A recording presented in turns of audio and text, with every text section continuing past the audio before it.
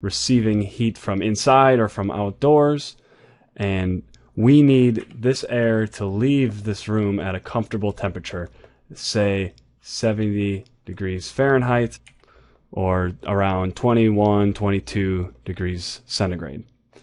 And we need to know what is the amount of mass and the temperature of the air that we got to put into this space to absorb all the heat, so that when you add this heat, that it results at this level. So we're typically dealing with moving air, and so we're not dealing with a static mass per se, we're dealing with a mass flow rate in our case, and we also are dealing with only air. And so we're going to rearrange some things, and we're going to result in this formula.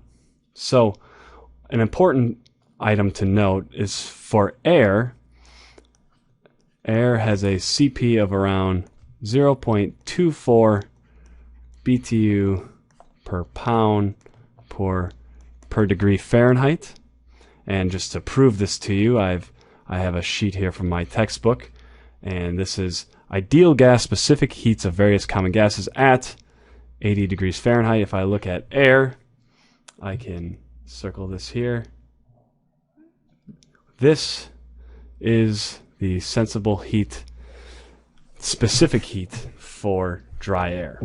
Now, we'll also be needing steam, because we typically think of air as dry air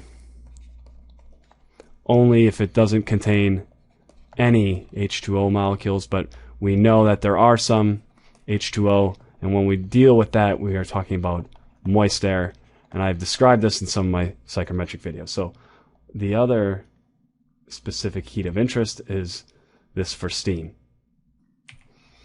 So if I go back to the top here, and I look at what air is, and I look at the Q equals mc delta T, well, I can add these energies together, and so I'm